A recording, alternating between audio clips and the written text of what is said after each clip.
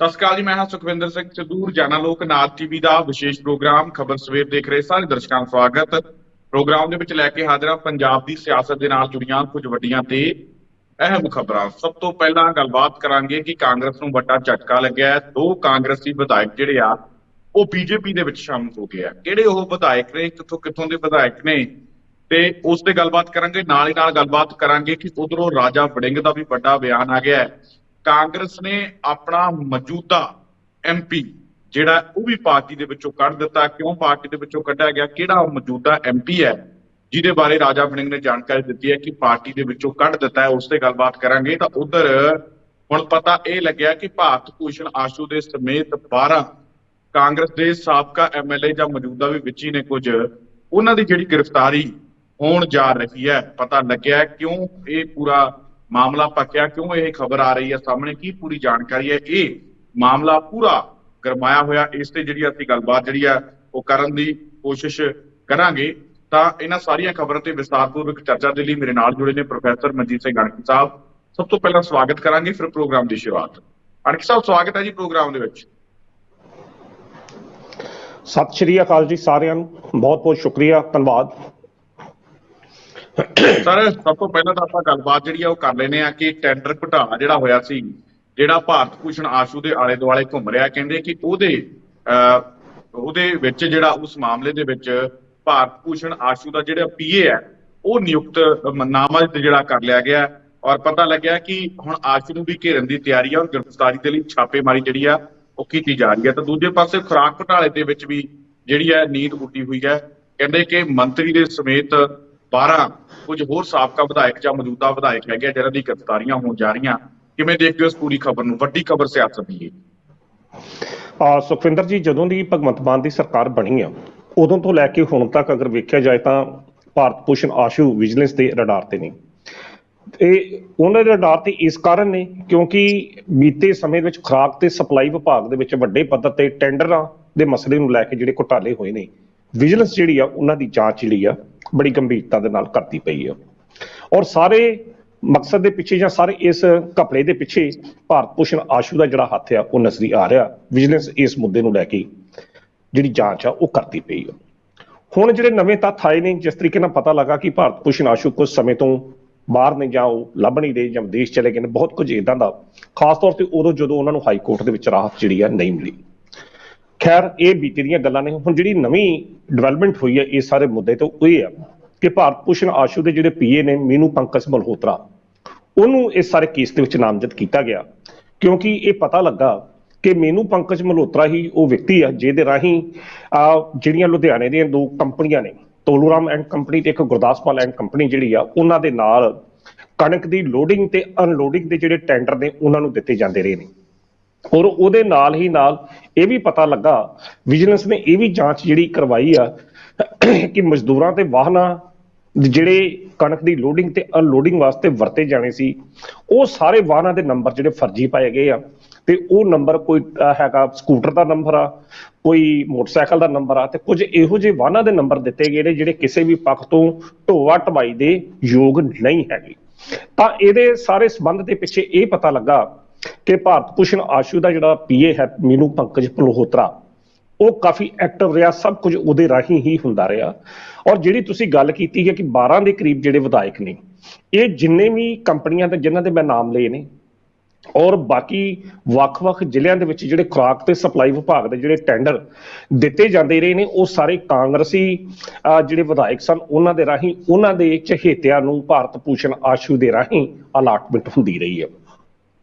ਹੁਣ ਕੀ ਹੈ ਕਿ ਉਸ ਖੁਰਾਕ ਤੇ ਸਪਲਾਈ ਵਿਭਾਗ ਦੇ ਵਿੱਚ ਜਿਹੜੇ ਟੈਂਡਰ ਉਸ ਸਮੇਂ ਦੇ ਵਿੱਚ ਦਿੱਤੇ ਗਏ ਔਰ ਉਹਨਾਂ ਦੀ ਜਾਂਚ ਜਿਸ ਤਰੀਕੇ ਦੀ ਸਾਹਮਣੇ ਆਈ ਆ, ਬਹੁਤ ਕੁਝ ਇਹੋ ਜਿਹਾ ਕਿ ਜਿਹੜੇ ਖੁਰਾਕ ਸਪਲਾਈ ਵਿਭਾਗ ਦੇ ਉੱਚ ਅਫਸਰਾਂ ਤੋਂ ਲੈ ਕੇ ਠੇਕੇਦਾਰਾਂ ਤੱਕ ਜਿਹੜੇ ਆਪਸੀ ਸਬੰਧ ਆ ਉਹ ਵੀ ਸਾਹਮਣੇ ਆ ਰਹੇ ਆ ਕਿ ਕਿਸ ਤਰੀਕੇ ਨਾਲ ਨਿਯਮਾਂ ਦੇ ਉਲਟ ਜਾ ਕੇ ਠੇਕੇਦਾਰਾਂ ਨੂੰ ਜਿਹੜੇ ਉਹ ਟੈਂਡਰ ਅਲਾਟ ਕੀਤੇ ਗਏ ਤੇ ਕਿਹੜੇ ਕਹਿਣ ਤੇ ਕੀਤੇ ਗਏ। ਉਹਨਾਂ ਅਫਸਰਾਂ ਨੇ ਉਸ ਸੰਬੰਧਿਤ ਇਲਾਕਿਆਂ ਦੇ ਵਿਧਾਇਕਾਂ ਦੇ ਕਹਿਣ ਦੇ ਅਨੁਸਾਰ ਗੈਰ ਕਾਨੂੰਨੀ ਤਰੀਕੇ ਦੇ ਨਾਲ ਜਿਹੜੀ ਆ ਉਹ ਟੈਂਡਰ ਅਲਾਟ ਹੋਈ।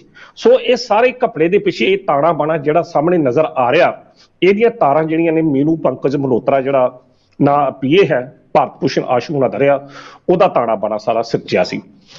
ਜੋ ਸੂਤਰ ਦੱਸ ਰਹੇ ਕਿ ਵਿਜੀਲੈਂਸ ਵਿਭਾਗ ਵੱਲੋਂ ਬੀਤੇ ਦਿਨ ਉਸ ਨੂੰ ਸੱਦਿਆ ਵੀ ਗਿਆ, ਪਰ ਉਹ ਜਾਂਚ ਦੇ ਵਿੱਚ ਸ਼ਾਮਲ ਨਹੀਂ ਹੋਇਆ, ਜਿਸ ਕਰਕੇ ਉਸ ਨੂੰ ਹੁਣ ਇਸ ਕੇਸ ਦੇ ਵਿੱਚ ਨਾਮਜ਼ਦ ਜਿਹੜਾ ਕਰ ਲਿਆ ਗਿਆ। ਵਿਜੀਲੈਂਸ ਵਿਭਾਗ ਵੱਲੋਂ ਖੁਰਾਕ ਸਪਲਾਈ ਵਾਲੇ ਮਾਮਲੇ ਦੇ ਵਿੱਚ ਅਣਖੀ ਸਾਹਿਬ ਪਤਾ ਲੱਗਿਆ ਕਿ ਜਿਹੜੀ ਵਿਜੀਲੈਂਸ ਦੇ ਵੱਲੋਂ ਠੇਕੇਦਾਰ ਤੋਂ ਪੁੱਛਗਿੱਛ ਕੀਤੀ ਗਈ ਹੈ, ਉਹਦੇ ਵਿੱਚ ਉਹ ਮੰਨਿਆ ਹੈ ਕਿ ਸੀਨੀਅਰ ਕਾਂਗਰਸੀ ਲੀਡਰਾਂ ਦਾ ਤੇ ਵਿਧਾਇਕਾਂ ਦਾ ਇਹਦੇ ਵਿੱਚ ਹੱਥ ਜਿਹੜਾ ਹੋ ਰਿਹਾ, ਉਹਨੇ ਵਿਧਾਇਕਾਂ ਦੀ ਮੰਤਰੀਆਂ ਦੀ ਜਿਹੜੀ ਹੈ ਸ਼ਮੂਲੀਅਤ ਉਹ ਕਬੂਲੀ ਹੈ, ਤੇ ਉਮੀਦ ਹੈ ਕਿ ਜਲਦ ਉਹਨਾਂ ਤੇ ਵੀ ਹੱਥ ਪੈ ਜਾਊਗਾ ਫਿਰ ਇਸ ਹਿਸਾਬ ਦੇ ਨਾਲ। ਸੁਖਵਿੰਦਰ ਜੀ, ਉਹ ਤਾਂ ਕੁਦਰਤੀ ਹੈ, ਕਿਉਂਕਿ ਜਿਸ ਤਰੀਕੇ ਨਾਲ ਤੱਥ ਜਿਹੜੇ ਸਾਹਮਣੇ ਆ ਰਹੇ ਆ, ਜਿਸ ਤਰੀਕੇ ਨਾਲ ਠੇਕੇਦਾਰ ਨੇ ਵਿਜੀਲੈਂਸ ਨੂੰ ਆਣ ਕੇ ਬਿਆਨ ਦੇ ਦਿੱਤੇ ਆ ਔਰ ਬਿਆਨਾਂ ਦੇ ਵਿੱਚ ਮੰਨਿਆ, ਉਸ ਹਿਸਾਬ ਨਾਲ ਭਾਰਤ ਭੂਸ਼ਣ ਆਸ਼ੂ ਦੀ ਜਿਹੜੀ ਗ੍ਰਿਫਤਾਰੀ ਜਾਂ ਸੰਬੰਧਤ ਕਿਹੜੇ ਹੋਰ ਵਿਧਾਇਕ ਨੇ, ਉਹਨਾਂ ਤੇ ਕਾਰਵਾਈ ਕਿਸੇ ਸਮੇਂ ਵੀ ਹੋ ਸਕਦੀ ਆ। ਔਰ ਦੇਖੋ, ਜਾਂਚ ਜਿਹੜੀ ਇਸ ਹੱਦ ਤੱਕ ਚਲੀ ਗਈ ਆ ਕਿ ਖੁਰਾਕ ਤੇ ਸਪਲਾਈ ਵਿਭਾਗ ਦੇ ਜਿਹੜੇ ਕਈ ਅਫਸਰ ਸਮੂਹਕ ਰੂਪ ਦੇ ਵਿੱਚੋਂ ਛੁੱਟੀ ਤੇ ਜਾਣ ਨੂੰ ਤਿਆਰ ਹੋ ਗਿਆ, ਕਿਉਂਕਿ ਵੱਡੇ DFSO ਜਾਂ ਹੋਰ ਇਹੋ ਜਿਹੇ ਜਿਹੜੇ ਅਫਸਰ ਨੇ, ਉਹਨਾਂ ਨੂੰ ਸਾਰੇ ਮਸਲਿਆਂ ਦੇ ਵਿੱਚ ਨਾਮਜ਼ਦ ਕੀਤਾ ਜਾ ਰਿਹਾ ਤੇ ਉਹਨਾਂ ਦੀ ਪੁੱਛ ਪੜਤਾਲ ਜਿਹੜੀ ਹੋ ਰਹੀ ਆ। ਉਹਨਾਂ ਨੇ ਲਾਲਚੰਦ ਕਟਾਰੂ ਚੱਕ ਜਿਹੜੇ ਮੌਜੂਦਾ ਮੰਤਰੀ ਨੇ, ਉਹਨਾਂ ਨੂੰ ਵੀ ਇਹ ਬੇਨਤੀ ਕੀਤੀ ਕਿ ਇਹਦੇ ਮਸਲੇ ਦੇ ਵਿੱਚ ਸਾਨੂੰ ਜਿਹੜਾ ਆ ਕੁਝ ਰਾਹਤ ਜਿਹੜੀ ਪ੍ਰਦਾਨ ਜਿਹੜੀ ਆ ਉਹ ਕੀਤੀ ਜਾਵੇ, ਤੇ ਉਹਨਾਂ ਨੇ ਸਮੂਹਕ ਛੁੱਟੀ ਤੇ ਜਾਣ ਦਾ ਜਿਹੜਾ ਐਲਾਨ ਵੀ ਕਰ ਦਿੱਤਾ ਤਾਂ ਜੋ ਇਸ ਪੁੱਛਗਿੱਛ ਦੇ ਵਿੱਚੋਂ ਹੁਣ ਬਚਿਆ ਜਾ ਸਕੇ। ਪਰ ਦੂਜੇ ਪਾਸੇ ਸਰਕਾਰ ਜਿਹੜੀ ਆ ਇੰਨੀ ਸਖਤ ਆ, ਉਹਨੇ ਛੁੱਟੀ ਤੋਂ ਉਹਨਾਂ ਜਿਹੜੇ ਖੁਰਾਕ ਸਪਲਾਈ ਵਿਭਾਗ ਦੇ ਉਹਨਾਂ ਨੂੰ ਛੁੱਟੀ ਦੇਣ ਤੋਂ ਇਨਕਾਰ ਕਰ ਦਿੱਤਾ ਤੇ ਨਿਰਦੇਸ਼ ਦਿੱਤੇ ਨੇ ਕਿ ਤੁਸੀਂ ਇਸ ਜਾਂਚ ਦੇ ਵਿੱਚ ਸ਼ਾਮਲ ਹੋਵੋ। ਹੁਣ ਇਹ ਸਾਰਾ ਗੋਰਖ ਧੰਦਾ ਜੋ ਰਿਹਾ, ਇਸ ਗੋਰਖ ਧੰਦੇ ਦਾ ਮੇਨ ਸੂਤਰਧਾਰ ਤਾਂ ਸਾਬਕਾ ਕਾਂਗਰਸੀ ਮੰਤਰੀ ਭਾਰਤ ਭੂਸ਼ਣ ਆਸ਼ੂ ਹੀ ਹੈ, ਜਿਹੜਾ ਬੀਤੇ ਦੌਰ ਦੇ ਵਿੱਚ ਕਿਸ ਤਰੀਕੇ ਦੇ ਨਾਲ ਹਾਈ ਕੋਰਟ ਨੂੰ ਵੀ ਟਿੱਚ ਜਾਂਦਾ ਸੀ ਤੇ ਸਰਕਾਰ ਨੂੰ ਵੀ ਟਿੱਚ ਜਾਂਦਾ ਸੀ, ਜਾਂ ਆਮ ਬੰਦਿਆਂ ਨੂੰ ਵੀ ਟਿੱਚ ਜਾਂਦਾ ਸੀ। DSP ਬਲਵਿੰਦਰ ਸੇਖ ਹੋਣਾ ਕਿਸ ਤਰੀਕੇ ਨਾਲ ਉਹਦਾ ਝਗੜਾ ਰਿਹਾ, ਜਾਂ ਕਿਸ ਤਰੀਕੇ ਨਾਲ ਉਹ ਧਮਕੀਆਂ ਦੇ ਆਡੀਓ ਜਿਹੜੇ ਵਾਇਰਲ ਹੁੰਦੇ ਰਹੇ, ਤੇ ਹੁਣ ਉਹੀ ਭਾਰਤ ਭੂਸ਼ਣ ਆਸ਼ੂ ਕਿਤੇ ਲੱਭਦਾ ਨਹੀਂ। ਪਰ ਇਸ ਤਾਣੇ ਬਾਣੇ ਦੇ ਵਿੱਚ ਜੋ ਆ ਗੋਰਖ ਧੰਦਾ ਜਿਸ ਨੂੰ ਅਸੀਂ ਬਿਆਨ ਕਰ ਰਹੇ ਹਾਂ, ਇਹਦੇ ਵਿੱਚ ਕਰੋੜਾਂ ਦਾ ਜਿਹੜਾ ਕਪੜਾ ਆ ਉਹ ਭਾਰਤ ਭੂਸ਼ਣ ਆਸ਼ੂ ਨੇ ਕੀਤਾ। ਹੁਣ ਆਉਣ ਵਾਲੇ ਸਮੇਂ 'ਚ ਇਹ ਪਤਾ ਲੱਗੇਗਾ ਕਿ ਇਸ ਵਗਤੀ ਗੰਗਾ 'ਚ ਹੋਰ ਕਿਹੜੇ ਵਿਧਾਇਕ ਨੇ ਹੱਥ ਜਿਹੜੇ ਆ ਉਹ ਧੋਤੇ ਆ, ਕਿਹੜੇ ਨੇ ਮਾਲ ਮੱਤਾ ਛਕਿਆ। 12 ਦੇ ਕਰੀਬ ਵਿਧਾਇਕ ਜਿਹੜੇ ਨੇ ਇਸ ਵੇਲੇ ਵਿਜੀਲੈਂਸ ਦੀ ਰਡਾਰ ਤੇ ਨੇ, ਇਨਕਲੂਡਿੰਗ ਭਾਰਤ ਭੂਸ਼ਣ ਆਸ਼ੂ। ਹੁਣ ਮੀਨੂ ਪੰਕਜ ਮਲਹੋਤੇ ਨੂੰ ਇਸ ਸਾਰੇ ਮਸਲੇ ਵਿੱਚ ਨਾਮਜ਼ਦ ਕਰਨ ਤੋਂ ਬਾਅਦ ਸਥਿਤੀਆਂ ਹੁਣ ਕਿਹੜਾ ਰੰਗ ਅਖਤਿਆਰ ਕਰਦੀਆਂ ਨੇ, ਇਹ ਆਉਂਦੇ ਦਿਨਾਂ 'ਚ ਪਤਾ ਲੱਗੇਗਾ। ਪਰ ਇਹ ਕਿਹਾ ਜਾ ਸਕਦਾ ਕਿ ਰਡਾਰ ਜਿਹੜਾ ਸਕੰਜਾ ਜਿਹੜਾ ਭਾਰਤ ਭੂਸ਼ਣ ਆਸ਼ੂ ਦੇ ਦੁਆਲੇ ਹੋਰ ਕੱਸਿਆ ਜਾਣਾ ਜਿਹੜਾ ਸ਼ੁਰੂ ਹੋ ਗਿਆ। ਕਿਸੇ ਵਕਤ ਵੀ ਕਾਰਵਾਈ ਇਸ ਵੱਡੇ ਪੱਧਰ ਤੇ ਹੋ ਸਕਦੀ ਹੈ ਜੀ। ਬਿਲਕੁਲ। ਤਾਂ ਉਧਰ 12 ਵਿਧਾਇਕ ਤੇ ਮੰਤਰੀ ਜਿਹੜੇ ਦੱਸੇ ਜਾ ਰਹੇ ਆ, ਤਾਂ ਫਿਰ ਇਹਦੇ ਹਿਸਾਬ ਨਾਲ ਤਾਂ ਫਿਰ ਕਾਂਗਰਸ ਦੀ ਬਹੁਤੀਆਂ ਬੁਰੀਆਂ ਖਬਰਾਂ ਹੀ ਨੇ, ਤੇ ਫਿਰ ਇਸ ਹਿਸਾਬ ਦੇ ਨਾਲ ਤਾਂ ਕਹਿ ਦਈਏ ਕਿ ਕਾਂਗਰਸ ਇੱਕ ਤਰੀਕੇ ਨਾਲ ਖਾਲੀ ਹੋਣ ਵਾਲੇ ਪਾਸੇ ਨੂੰ ਹੈ। ਸੁਖਵਿੰਦਰ ਜੀ, ਉਹ ਤਾਂ ਹੈ ਹੀ ਆ। ਕਾਂਗਰਸ ਦੇ ਵਿੱਚ ਰਹਿ ਕਿਹੜਾ ਗਿਆ? ਜਿਹੜੇ ਰਹਿ ਗਏ ਨੇ ਉਹਨਾਂ ਨੂੰ ਰਾਜਾ ਵੜਿੰਗ ਹੁਣੀ ਆਪ ਕੱਢਣ ਦੀ ਤਿਆਰੀ ਕਰ ਰਹੇ ਆ, ਤੇ ਜਿਹੜੇ ਨਹੀਂ ਰਹਿ ਗਏ ਉਹਨਾਂ ਨੂੰ ਭਗਵੰਤ ਮਾਨ ਚੁੱਕ ਕੇ ਅੰਦਰ ਖੜਨ। ਕਾਂਗਰਸ ਤਾਂ ਪੰਜਾਬ ਦੇ ਵਿੱਚ ਹੁਣ ਖਤਮ ਹੋਣ ਦੇ ਕਿਨਾਰੇ ਆ। ਜਿਸ ਤਰੀਕੇ ਨਾਲ ਸੁਨੀਲ ਜਾਖੜ ਉਹਨਾਂ ਨੇ ਬੀਤੇ ਦਿਨ ਇੱਕ ਆਪਣੀ ਸਟੇਟਮੈਂਟ 'ਚ ਕਿਹਾ ਸੀ ਕਿ ਹੋ ਸਕਦਾ ਕਿ ਸ਼੍ਰੋਮਣੀ ਅਕਾਲੀ ਦਲ ਫਿਰ ਆਜੇ ਹੋਂਦ ਵਿੱਚ ਆ ਜੇ, ਪਰ ਜਿਸ ਤਰੀਕੇ ਨਾਲ ਕਾਂਗਰਸ ਦੇ ਮੰਤਰੀ, ਸਾਬਕਾ ਮੰਤਰੀ ਜਾਂ ਸਾਬਕਾ ਵਿਧਾਇਕ ਜਾਂ ਮੌਜੂਦਾ ਪ੍ਰਧਾਨ ਦਾ ਰਵੱਈਆ ਆਪਣੇ ਹੀ ਬੰਦਿਆਂ ਦੇ ਪ੍ਰਤੀ ਹੈ, ਕਾਂਗਰਸ ਤਾਂ ਫਿਰ ਪੰਜਾਬ ਦੇ ਵਿੱਚੋਂ ਇਸ ਵੇਲੇ ਉਸੇ ਤਰੀਕੇ ਨਾਲ ਜਿਸ ਤਰੀਕੇ ਨਾਲ ਸ਼੍ਰੋਮਣੀ ਅਕਾਲੀ ਦਲ ਅੰਤਮ ਕਗਾਰ ਤੇ ਪਹੁੰਚ ਗਈ ਆ। ਕਿਉਂਕਿ ਜਿਸ ਤਰੀਕੇ ਨਾਲ ਇਹਨਾਂ ਦੀਆਂ ਕੀਤੀਆਂ ਕਾਰਵਾਈਆਂ, ਇਹਨਾਂ ਦੇ ਕੀਤੇ ਘਪਲੇਬਾਜ਼ੀਆਂ ਲੋਕਾਂ ਦੇ ਸਾਹਮਣੇ ਆ ਰਹੀਆਂ, ਉਹ ਜ਼ਰੂਰ ਲੋਕਾਂ ਦਾ ਮੋਹ ਕਾਂਗਰਸ ਨਾਲੋਂ ਭਵਿੱਖ ਦੇ ਵਿੱਚ ਜ਼ਰੂਰ ਮੋਹ ਜਿਹੜਾ ਉਹ ਭੰਗ ਕਰ ਦੇਣਗੀਆਂ। ਕਾਂਗਰਸ ਜਿਹੜੀ ਹੈ ਪੰਜਾਬ 'ਚ ਫਿਰ ਖਾਲੀ ਹੋਈ ਸਮਝੋ ਜੀ। ਬਿਲਕੁਲ। ਤਾਂ ਉਧਰ ਵੱਡੀ ਖਬਰ ਇਹ ਵੀ ਆ, ਜਿਵੇਂ ਤੁਸੀਂ ਖਾਲੀ ਹੋਣ ਦੀ ਗੱਲ ਕੀਤੀ ਹੈ, ਜਿੱਥੇ ਸੰਦੀਪ ਜਾਖੜ ਨੂੰ ਬਾਹਰ ਕੱਢਣ ਦੀਆਂ ਗੱਲਾਂ ਜਿਹੜੀਆਂ ਹੋ ਰਹੀਆਂ ਨੇ, ਤਾਂ ਰਾਜਾ ਵੜਿੰਗ ਕਹਿੰਦੇ ਆ ਕਿ ਉਹ ਚੀਜ਼ ਛੱਡ ਦੇਣ, ਤਾਂ ਉਧਰ ਸੰਦੀਪ ਜਾਖੜ ਕਹਿੰਦੇ ਆ ਕਿ ਜਿਹੜਾ ਇਹ ਰਾਜਾ ਵੜਿੰਗ ਦੇ ਵਿੱਚ ਜੇ ਹਿੰਮਤ ਹੈ ਤਾਂ ਉਹ ਮੈਨੂੰ ਪਾਰਟੀ ਚੋਂ ਕੱਢ ਕੇ ਦਿਖਾਉਣ। ਰਾਜਾ ਵੜਿੰਗ ਕਹਿੰਦੇ ਕਿ ਮੈਂ ਕੱਢਣਾ ਨਹੀਂ, ਉਹ ਆਪੇ ਛੱਡ ਦੇਣ। ਕਹਿੰਦੇ ਉਹ ਚਾਲਾਂ ਚੱਲਦੇ ਆ ਕਿ ਮੈਂ ਪਾਰਟੀ ਚੋਂ ਕੱਢ ਦੇਵਾਂ ਉਹਨਾਂ ਨੂੰ ਤੇ ਵਿਧਾਇਕੀ ਉਹਨਾਂ ਦੀ ਬਚੀ ਰਵੇ। ਤੇ ਨਾਲ ਹੀ ਨਾਲ ਉਹਨਾਂ ਨੇ ਇੱਕ ਵੱਡਾ ਬਿਆਨ ਹੋਰ ਦੇ ਦਿੱਤਾ ਹੈ, ਕਹਿੰਦੇ ਕਿ ਮਹਾਰਾਣੀ ਪ੍ਰਨੀਤ ਕੌਰ ਨੂੰ ਕਹਿੰਦੇ ਉਹ ਪਾਰਟੀ ਦੇ ਵਿੱਚੋਂ ਕੱਢ ਚੁੱਕੇ ਨੇ। ਆਪਾਂ ਪਿਛਲੇ ਦਿਨੀ ਪ੍ਰੋਗਰਾਮ ਕੀਤੇ ਸੀ ਕਿ ਚੈਲੰਜ ਪ੍ਰਨੀਤ ਕੌਰ ਦੇ ਸੰਬੰਧ ਦੇ ਵਿੱਚ ਹੋਇਆ ਸੀਗਾ ਕਿ ਉਹਨਾਂ ਨੂੰ ਪਾਰਟੀ ਚੋਂ ਕੱਢ ਕੇ ਦਿਖਾਓ, ਪਰ ਰਾਜਾ ਵੜਿੰਗ ਦਾ ਹੁਣ ਵੱਡਾ ਬਿਆਨ ਆ ਗਿਆ। ਕਹਿੰਦੇ ਮਹਾਰਾਣੀ ਪ੍ਰਨੀਤ ਕੌਰ ਨੂੰ ਪਾਰਟੀ ਦੇ ਵਿੱਚੋਂ ਅਸੀਂ ਕੱਢ ਚੁੱਕੇ ਹਾਂ, ਪ੍ਰਨੀਤ ਕੌਰ ਹੁਣ ਕਾਂਗਰਸ ਦਾ ਹਿੱਸਾ ਨਹੀਂ। ਤਾਂ ਉਧਰੋਂ ਦੂਜੇ ਪਾਸੇ ਪ੍ਰਨੀਤ ਕੌਰ ਦਾ ਵੀ ਬਿਆਨ ਆ ਜਾਂਦਾ ਹੈ, ਕਹਿੰਦੇ ਮੈਂ ਲੋਕ ਸਭਾ ਚੋਣ ਪਟਿਆਲੇ ਤੋਂ ਹੀ ਲੜਨੀ ਹੈ, ਤੇ ਕਿਹੜੀ ਪਾਰਟੀ ਤੋਂ ਲੜਨੀ ਹੈ ਤਾਂ ਉਹ ਮੈਂ ਕਹਿੰਦੀ ਵਕਤ ਆਉਣ ਤੇ ਤੈਅ ਕਰਾਂਗੀ। ਤਾਂ ਫਿਰ ਇਹਦਾ ਭਾਵ ਇਹੀ ਹੈ ਕਿ ਪ੍ਰਨੀਤ ਕੌਰ ਨੂੰ ਹਾਲੇ ਜੇ ਪਾਰਟੀ ਦਾ ਪਤਾ ਨਹੀਂ, ਤਾਂ ਰਾਜਾ ਵੜਿੰਗ ਫਿਰ ਸੱਚ ਬੋਲ ਰਹੇ ਨੇ, ਪਾਰਟੀ ਚੋਂ ਕੱਢਿਆ ਜਾ ਚੁੱਕਿਆ। ਕੀ ਮੰਨਦੇ ਹੋ?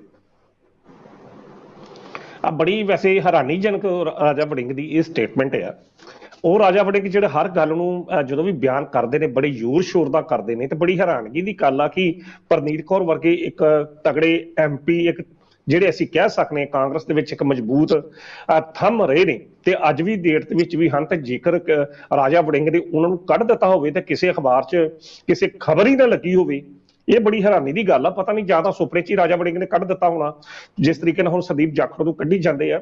ਸੋ ਇੱਕ ਦਿਨ ਤੁਹਾਡੇ ਨਾਲ ਮੈਂ ਗੱਲ ਕੀਤੀ ਸੀ ਨਾ ਇੱਕ ਅਕਾਲੀ ਮੰਤਰੀ ਦੀ, ਉਹ ਕਹਿੰਦਾ ਕਿ ਤੂੰ ਸਸਪੈਂਡ ਕਰ ਆ। ਕਹਿੰਦਾ ਜਨਾਬ ਇਹ ਜਿਹੜੇ ਰੇਲਵੇ ਦੇ ਕਰਮਚਾਰੀ ਹੁੰਦੇ ਆ, ਇਹਨਾਂ ਨੂੰ ਸਟੇਟ ਅਧਿਕਾਰੀ ਜਿਹੜੇ ਆ ਰਾਜ ਵਾਲੇ ਸਸਪੈਂਡ ਨਹੀਂ ਕਰ ਸਕਦੇ। ਕਹਿੰਦਾ ਤੂੰ ਮੇਰਾ ਕਹਿਣਾ ਮੰਨ, ਤੂੰ ਸਸਪੈਂਡ ਕਰ ਆ, ਆਰਡਰ ਫੜਾ ਤੇ ਕਰ ਆ। ਤਾਂ ਉਸੇ ਤਰੀਕੇ ਨਾਲ ਹੀ ਮੈਨੂੰ ਲੱਗਦਾ ਕਿ ਕੇਂਦਰ ਦੀ ਅਜੇ ਹਾਈਕਮਾਨ ਨੇ ਕੋਈ ਅਜਿਹਾ ਬਿਆਨ ਦਿੱਤਾ ਕਿ ਨਹੀਂ ਦਿੱਤਾ। ਰਾਜਾ ਵੜਿੰਗ ਨੇ ਉਹਨੂੰ ਆਪਣੇ ਵੱਲੋਂ ਪਾਰਟੀ ਚੋਂ ਬਾਹਰ ਕੱਢ ਦਿੱਤਾ। ਠੀਕ ਆ, ਪਾਰਟੀ ਦੇ ਪ੍ਰਧਾਨ ਉਹ ਹਨ, ਸੁਪਨਮਈ ਦੁਨੀਆ 'ਚ ਜੀਣ ਦਾ ਹਰ ਬੰਦੇ ਨੂੰ ਹੱਕ ਹੁੰਦਾ। ਮੇਰਾ ਨਹੀਂ ਖਿਆਲ ਕਿ ਰਾਜਾ ਵੜਿੰਗ ਇਸ ਮੁੱਦੇ ਦੇ ਠੀਕ ਬੋਲ ਰਹੇ ਨੇ। ਜੇਕਰ ਇਹੋ ਜੀ ਕਾਰਵਾਈ ਹੋਈ ਹੁੰਦੀ ਤਾਂ ਸੁਖਵਿੰਦਰ ਜੀ ਇਹ ਕਾਰਵਾਈ ਜਿਸ ਤਰੀਕੇ ਨਾਲ ਰਾਜਾ ਵੜਿੰਗ ਦੀ ਆਦਤ ਆ ਕਿ ਹਰ ਮੁੱਦੇ ਨੂੰ ਬੜੀ ਜ਼ਬਰਦਸਤ ਤਰੀਕੇ ਨਾਲ ਉਛਾਲਣਾ, ਤਾਂ ਬੜੇ ਤਰੀਕੇ ਨਾਲ ਉਹਨਾਂ ਨੇ ਉਛਾਲ ਕੇ ਆਪਣੀ ਪਿੱਠ ਥਾਪੜੀ ਜ਼ਰੂਰ ਹੋਣੀ ਸੀ।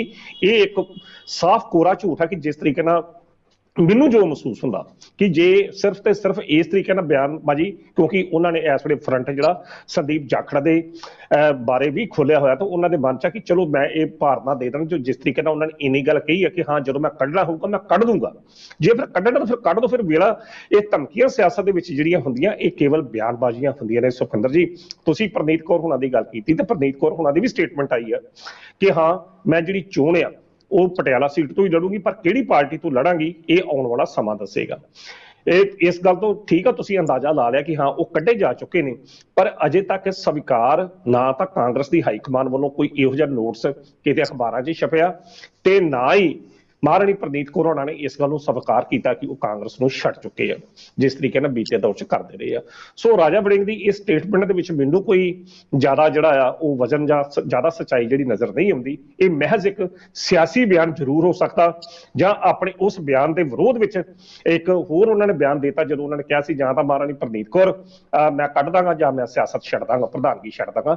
ਉਸ ਸੰਬੰਧ ਦੇ ਵਿੱਚ ਇਹ ਬਿਆਨ ਆ ਕਿ ਆਪਣੇ ਵੱਲੋਂ ਕੱਢ ਚੁੱਕੇ ਨੇ। ਇਹ ਗੱਲ ਮੰਨੀ ਜਾ ਸਕਦੀ ਹੈ।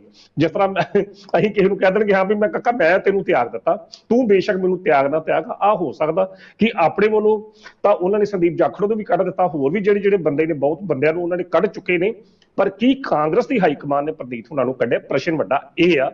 ਉਹਦੇ ਰਾਜਾ ਵੜਿੰਗ ਦੇ ਇਹਨਾਂ ਬਿਆਨਾਂ ਦੇ ਸੱਚਾਈ ਜਿਹੜੀ ਯਕੀਨ ਜਿਹੜਾ ਨਹੀਂ ਕੀਤਾ ਜਾ ਸਕਦਾ ਜਿੰਨਾ ਚਿਰ ਤੱਕ ਕਾਂਗਰਸ ਹਾਈਕਮਾਨ ਇਹਦੇ ਸੰਬੰਧੀ ਕੋਈ ਨੋਟਿਸ ਜਿਹੜਾ ਪਬਲਿਕਲੀ ਜਾਰੀ ਨਹੀਂ। ਜਿਸ ਤਰੀਕੇ ਦਾ ਅੰਦਾਜ਼ਾ ਪ੍ਰਨੀਤ ਕੌਰ ਦੇ ਬਿਆਨ ਤੋਂ ਜੇ ਆਪਾਂ ਲਗਾਈਏ, ਜਿਸ ਤਰੀਕੇ ਦਾ ਅੰਦਾਜ਼ਾ ਪ੍ਰਨੀਤ ਕੌਰ ਦੇ ਬਿਆਨ ਤੋਂ ਆਪਾਂ ਲਗਾਈਏ, ਇਹ ਤਾਂ ਫਿਰ ਫਾਈਨਲੀ ਮੰਨੀਏ ਕਿ ਰਾਜਾ ਵੜਿੰਗ ਨੇ ਕੱਢਿਆ ਜਾਂ ਨਹੀਂ ਕੱਢਿਆ, ਪਰ ਪ੍ਰਨੀਤ ਕੌਰ ਤਾਂ ਸੋਚੀ ਬੈਠੇ ਕਿ ਕਾਂਗਰਸ ਵੱਲੋਂ ਜੋ ਨਹੀਂ ਲੜਨੀ, ਇਸੇ ਕਰਕੇ ਕਹਿੰਦੇ ਆ ਕਿ ਪਾਰਟੀ ਸਿਲੈਕਟ ਕਰਨੀ ਆ PLC ਵੱਲੋਂ ਜਾਂ ਫਿਰ BJP ਵੱਲੋਂ। ਆਪਕੇ ਕਾਂਗਰਸ ਵੱਲੋਂ ਤਾਂ ਫਿਰ ਨਹੀਂ ਹੋ ਸਕਦਾ। ਹਾਂ ਬਿਲਕੁਲ ਜੀ।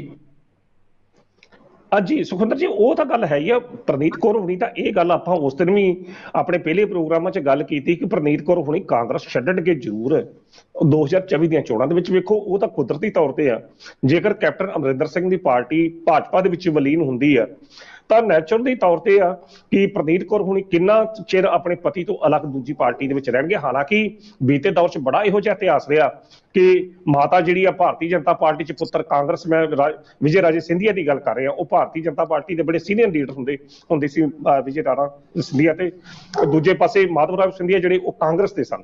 ਸੋ ਇਹ ਚੱਲਦਾ ਰਿਹਾ ਸਿਆਸਤਾਂ ਦੇ ਵਿੱਚ, ਪਰ ਜਿੰਨਾ ਚਿਰ ਤੱਕ ਹੁਣ ਕਿਉਂਕਿ ਸਥਿਤੀਆਂ ਹੁਣ ਅਲੱਗ ਨੇ, ਪ੍ਰਨੀਤ ਕੌਰ ਹੁਣਾਂ ਦਾ ਵੀ ਜਿਹੜਾ ਮੋਹ ਆ ਕਾਂਗਰਸ ਤੋਂ ਭੰਗ ਹੁੰਦਾ ਜਾ ਰਿਹਾ, ਤਾਂ ਕੁਦਰਤੀ ਤੌਰ ਤੇ ਕਾਂਗਰਸ ਉਹ ਛੱਡਣਗੇ ਜ਼ਰੂਰ, ਪਰ ਅਜੇ ਨਹੀਂ ਛੱਡਣਗੇ ਕਿਉਂਕਿ ਅਜੇ ਉਹਨਾਂ ਦੀ ਐਮਪੀਸ਼ਿਪ ਜਿਹੜੀ ਆ ਅਜੇ 1 ਸਾਲ 1.5 ਸਾਲ ਹੈਗੀ ਹੈ। ਕਿਹੜਾ ਬੰਦਾ ਮਿਲ ਰਹੀਆਂ ਸੇਵਾਵਾਂ ਜੇ ਇਹੋ ਜਿਹੀਆਂ ਸਹੂਲਤਾਂ ਨੂੰ ਛੱਡਦਾ ਆ? ਮੇਰਾ ਨਹੀਂ ਖਿਆਲ ਪ੍ਰਨੀਤ ਕੌਰ ਹੋਣੀ ਇੰਨੀ ਜਲਦੀ ਐਲਾਨ ਕਰਨ। ਹਾਂ ਇਹ ਗੱਲ ਪੱਕੀ ਆ, ਜਾਣਗੇ ਉਹ ਭਾਜਪਾ ਦੇ ਵਿੱਚ, ਭਾਜਪਾ ਦੀ ਸੀਟ ਤੋਂ ਉਹ ਲੜਨਗੇ ਪਟਿਆਲੇ ਤੋਂ, ਜਿਸ ਤਰ੍ਹਾਂ ਉਹਨਾਂ ਨੇ ਐਲਾਨ ਕੀਤਾ ਜੀ। ਬਿਲਕੁਲ ਸਰ।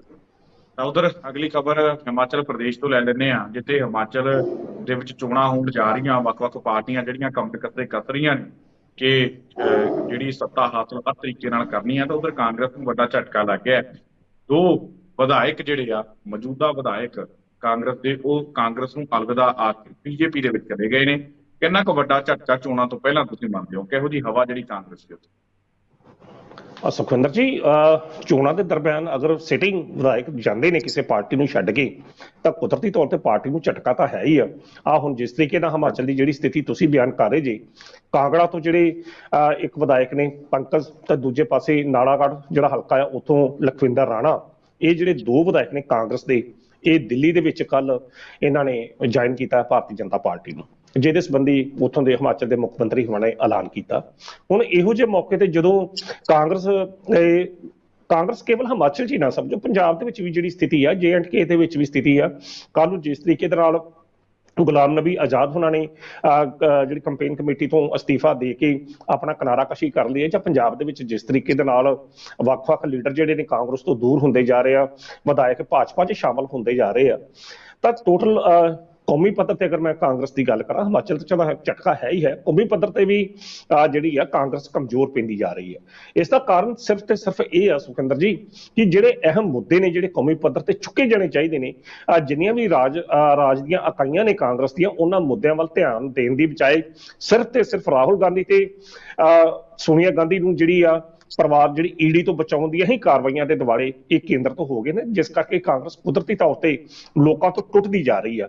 ਹਿਮਾਚਲ ਹੋਵੇ, ਪੰਜਾਬ ਹੋਵੇ ਜਾਂ ਹੋਰ ਸੀਟਾਂ ਹੋਣ, ਕਾਂਗਰਸ ਤੋਂ ਉਹੋ ਜਿਹਾ ਵਜੂਦ ਜਿਹੜਾ ਨਹੀਂ ਰਿਹਾ ਜਿਹੜਾ ਕਿਸੇ ਸਮੇਂ ਹੁੰਦਾ ਸੀ। ਤੇ ਹੁਣ ਜਦੋਂ ਹਿਮਾਚਲ ਦੇ ਵਿੱਚ ਚੋਣਾਂ ਐਨ ਸਿਰ ਤੇ ਨੇ, ਤੇ ਦੋ ਸਿਟਿੰਗ ਵਿਧਾਇਕ ਜੇਕਰ ਉਸੇ ਤਰੀਕੇ ਨਾਲ ਛੱਡ ਕੇ, ਜਿਸ ਤਰੀਕੇ ਨਾਲ ਪੰਜਾਬ ਦੇ ਵਿੱਚ ਫਤਿਹਜੰਗ ਸਿੰਘ ਬਾਜਵਾ ਤੇ ਬਲਵਿੰਦਰ ਸਿੰਘ ਲਾਡੀ ਐਨ ਚੋਣਾਂ ਦੇ ਐਨ ਮੌਕੇ ਦੇ ਕਾਂਗਰਸ ਪਾਰਟੀ ਛੱਡ ਕੇ ਭਾਜਪਾ ਦੇ ਵਿੱਚ ਚਲੇ ਗਏ ਸੀ, ਤੇ ਕਾਂਗਰਸ ਦੇ ਵਿੱਚ ਫਿਰ ਪੰਜਾਬ 'ਚ ਕੀ ਹਾਲ ਹੋਇਆ? ਕੁਦਰਤੀ ਤੌਰ ਤੇ ਇਹੋ ਜਿਹੀਆਂ ਸਥਿਤੀਆਂ ਹੀ ਹਿਮਾਚਲ ਦੇ ਵਿੱਚ ਬਣਦੀਆਂ ਜਿਹੜੀਆਂ ਨਜ਼ਰ ਆ ਰਹੀਆਂ ਨੇ, ਕਿਉਂਕਿ ਉੱਥੇ ਵੀ ਉਹ ਦੋ ਸਿਟਿੰਗ ਵਿਧਾਇਕ ਨੇ ਪੰਕਜ ਔਰ ਲਖਵਿੰਦਰ ਰਾਣਾ, ਕਾਂਗੜਾ ਤੋਂ ਔਰ ਦੂਜੇ ਪਾਸੇ ਹਲਕਾ ਨਾਲਾਗੜ੍ਹ ਤੋਂ ਜੇ ਜਾਂਦੇ ਨੇ ਤਾਂ ਪਾਰਟੀ ਨੂੰ ਸੱਟ ਤਾਂ ਪਹੁੰਚਦੀ ਆ। ਬੇਸ਼ੱਕ ਉਹਨਾਂ ਦੇ ਜਾਣ ਦਾ ਆਧਾਰ ਬੇਸ਼ੱਕ ਕੁਝ ਹੋਰ ਹੋਵੇ, ਕਿ ਉਹਨਾਂ ਨੂੰ ਟਿਕਟ ਨਾ ਮਿਲਣੀ ਹੋਵੇ ਜਾਂ ਕੁਝ ਇਸ ਤਰ੍ਹਾਂ ਦਾ ਇਸ਼ਾਰਾ ਉਹਨਾਂ ਨੂੰ ਮਿਲ ਗਿਆ ਤਾਂ ਭਾਜਪਾ 'ਚ ਚਲੇ ਗਏ ਹੋਣ, ਪਰ ਸਾਹਮਣੇ ਤੌਰ ਤੇ ਜਿਹੜੇ ਇਸ਼ਾਰੇ ਮਿਲਦੇ ਨੇ, ਇਹੋ ਲੱਗਦਾ ਕਿ ਪਾਰਟੀ ਦਿਨ ਬ ਦਿਨ ਕਮਜ਼ੋਰ ਹੁੰਦੀ ਜਾ ਰਹੀ। ਤੇ ਜਿਸ ਤਰੀਕੇ ਨਾਲ ਅਸੀਂ ਉਹਨਾਂ ਦੀ ਚਰਚਾ ਕਰ ਰਹੇ ਹਾਂ, ਕੁਦਰਤੀ ਤੌਰ ਤੇ ਕਾਂਗਰਸ ਨੂੰ ਸੱਟਬੈਕ ਤਾਂ ਉੱਥੇ ਹਿਮਾਚਲ ਦੇ ਵਿੱਚ ਲੱਗ ਹੀ ਰਹੀ ਹੈ, ਕਿਉਂਕਿ ਉੱਥੇ ਹੁਣ ਆਮ ਆਦਮੀ ਪਾਰਟੀ ਵੀ ਬੜੇ ਜ਼ੋਰ ਸ਼ੋਰ ਦੇ ਨਾਲ ਆਪਣਾ ਪ੍ਰਚਾਰ ਜਿਹੜਾ ਕਰਦੀ ਪਈ ਹੈ ਔਰ ਵੱਧ ਰਹੀ ਹੈ। ਸੋ ਇਹਨਾਂ ਦੋ ਵਿਧਾਇਕਾਂ ਦੇ ਜਾਣ ਨਾਲ ਕੁਦਰਤੀ ਤੌਰ ਪਾਰਟੀ ਨੂੰ ਸੱਟਬੈਕ ਤਾਂ ਜ਼ਰੂਰ ਜਿਹੜੀ ਉਹ ਲੱਗਦੀ ਹੈਗੀ ਜੀ। ਬਿਲਕੁਲ ਟਾਣਕ ਸਾਹਿਬ, ਤੁਸੀਂ ਸਾਡੇ ਨਾਲ ਪ੍ਰੋਗਰਾਮ ਦੇ ਵਿੱਚ ਜੁੜੇ, ਤੁਹਾਡਾ ਬਹੁਤ ਬਹੁਤ ਧੰਨਵਾਦ। ਬਹੁਤ ਬਹੁਤ ਸ਼ੁਕਰੀਆ ਸੁਖਵਿੰਦਰ ਜੀ। ਆਏ ਸਨ ਪ੍ਰੋਫੈਸਰ ਮਨਜੀਤ ਸਿੰਘ ਅਣਖੀ ਸਾਹਿਬ, ਜਿਨ੍ਹਾਂ ਦੇ ਵੱਲੋਂ ਇਹਨਾਂ ਖਬਰਾਂ ਤੇ ਕਰਨਾ ਗੱਲਬਾਤ ਕੀਤੀ। ਉਮੀਦ ਕਰਦੇ ਹਾਂ ਕਿ ਅਣਖੀ ਸਾਹਿਬ ਦੇ ਨਾਲ ਕੀਤੀ ਗੱਲਬਾਤ ਤੁਹਾਨੂੰ ਇਹਨਾਂ ਨਾਲ ਜ਼ਰੂਰ ਪਸੰਦ ਆਈ। ਧੰਨਵਾਦ।